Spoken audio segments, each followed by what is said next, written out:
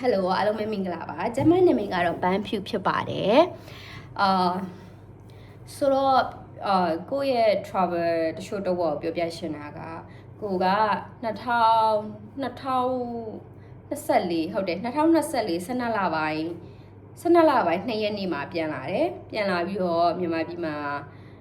နေလိုက်တယ်နေပြီးတော့နောက်9လပိုင်းပါပေါ့နော်ခီးထွက်ဖို့စတင်လှုပ်ရှားတယ်ဘာဖြစ်လို့လဲဆိုတော့ဖြစ်ရှင်တော့ကိုယ့်ရဲ့ passport က PJE ဖြစ်တယ် PJE ဖြစ်နေဆိုတော့ကိုကအလုံးနဲ့ပြန်သွားချင်တာမဟုတ်ဘူးအလင်းနဲ့ပဲသွားချင်တာအဲ့အချိန်ကလည်းကိုစူးစမ်းတဲ့အချိန်ကလည်း PJE တမားတွေကို PB မပြောင်းပေးတဲ့အနေအထားမှာရှိနေတယ်သို့တော့စကားလေးရတော့ကြားနေတယ် PJE ကနေပြီးတော့ PB ကိုပြောင်းလို့ရမယ်ဒါပေမဲ့330တို့350တို့ကပေါက်နေရပေါ့နော်အဲ့လောက်မောက်ကြီးလေငါမလုံနိုင်ဘူးငါမှပတ်စံမရှိဘူးဟုတ်တယ်နော်ဆိုတော့စဉ်းစားမိလိုက်တာကတကယ်ကြီးတယောက်ကကိုလာပြောတယ်ဟဲ့တဲ့ငါတရှိလေးကသွားတာပေါ့နော်ဘာမှအခက်ခဲမရှိဘူးလို့တော့သူတို့ကပြောဘူးတယ်ဆိုတော့ကဲဟုတ်ပြီငါလည်းအရေးစွန့်ကြည့်မယ်ဆိုပြီးတော့သူ့ရဲ့ဒီ agent နဲ့ပေါ့နော် agent gate ကိုဒီတရှိလေးနဲ့မြန်မာနယ်စပ်နဲ့ကို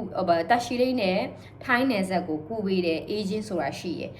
agent ကလုတ်ပြီးအကုန်လုံးလုတ်ပြီးရယ်ကွာဒီလားကိုနေဖို့ကအစားကိုလိုတဲ့စာရွက်စာတမ်းဆို arrival ကတ်ကအစားလုတ်ပြီးရယ်ကွာ PJ ပဲဖြစ်ဖြစ် PV ပဲဖြစ်ဖြစ်လာခဲ့ဖះမဆိုသူတို့ကူပေး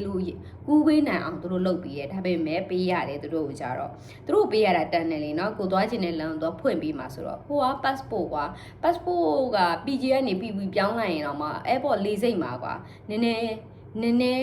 ဟိုရစ်တာပြူတာရှိမယ်သူတို့စိတ်ထဲမှာအဆင်မပြေနေနင်ပြန်တော့ဆိုလွတ်လိုက်ရင်ကိုက hard core ကြီးဖြစ်သွားမှာအကုန်လုံးကကုန်သွားမှာပေါ့နော်ဆိုတော့ဟိုပဲရင်းတော့မှာပေါ့နော်တာရှီလေးကိုပဲရင်းတော့မှာပေါ့ဟုတ်တယ်မလားတာရှီလေးကနေပြီးတော့ဟိုထိုင်းနယ်ဆက်ထဲဝင်လို့ရအောင်သူတို့ကလုတ်ပေးမှာဆိုတော့ဘလို့ပဲဖြစ်အဲ့ဒါတရဝင်လမ်းကြောင်းတော့တခိုးလမ်းကြောင်းမဟုတ်ဘူးလူတွေကထင်နေနေဆက်ကသွားရင်တခိုးလမ်းကြောင်းထင်တယ်မဟုတ်ပါဘူးနော်တာရှီလေးဂိတ်မှာကမြန်မာဒီဘာလဲသူတို့ဘလို့ခေါ်ရလဲဒီလဝကပေါ့လဝကလူကြီးတွေရှိပါတယ်နိုင်ငံကိုကူမဲ့လဝကလူကြီးတွေရှိရဲအမှလည်း gate ကြီးချထားပါတယ် passport ကိုတုံးထုပေးမှာပါနော်အဓိကပေါ်တင်မသွားရတာနဲ့မောင်ခိုကူးရတာပဲရှိမှာပေါ့နော်ကိုထင်တာတော့အဲ့လိုမျိုးပေါ့နော်ဘာလို့လဲဆိုတော့ကိုတိုင်း join မျိုးဝင်လို့မရတဲ့အနေထားမှာ agent ကနေတက်လွယ်လုတ်ပေးတာလားဒါမှမဟုတ် agent နဲ့ကိုကြားမှာရှိနေတာလားသူတို့ရဲ့ဂျာမှာရှိနေရလားကိုလည်းမသိဘူးဘာလို့ဆိုတော့ကိုတိုင်းဝင်တိုးလို့မရဘူးအလဝကိုင်ရုံနဲ့အနေထားနဲ့ဘာလို့ဆိုတော့နီဘာလို့တချီလေးကလာတာလဲဟိုဘာလဲရန်ကုန်ကနေသွားလို့ရတယ်ဟုတ်စားငါရှိရဘာလို့လာလဲဆိုပြီးတော့သူကလွတ်ကောင်းလွတ်နိုင်တယ်ဘာလို့ဆိုတော့ဘာလို့လဲဆိုတော့သိကြပါเนาะဆိုတော့ agent ကအောင်ကိုသွားဟိုဒီမြန်မာပြည်နဲ့နယ်စပ်ထိုင်းနယ်စပ်တွေဝင်ဖို့အတွက်ကိုပေးလိုက်ရတာဘတ်1000ပေးလိုက်ရပါတယ်မြန်မာငွေဆိုရင်73သိန်းလောက်ရှိမယ်အဲ့လောက်ပေးလိုက်ရပါတယ်အဲ့ဆိုတော့ကိုကမဖြစ်မနေသွားလဲချင်တာဟုတ်เนาะစင်ကာပူ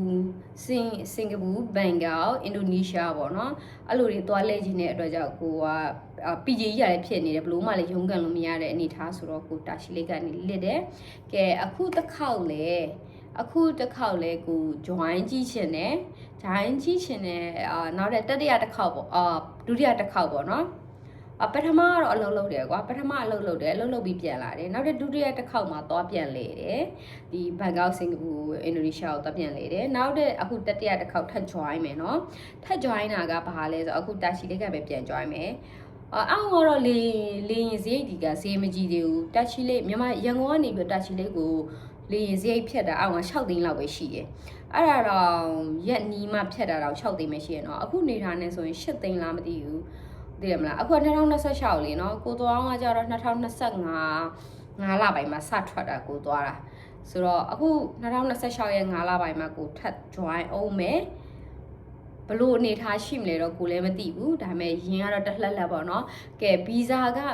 ဂျာမနီဗီဇာကလည်းအကောလုံး okay မှာဆိုပြေသွားပါပြီ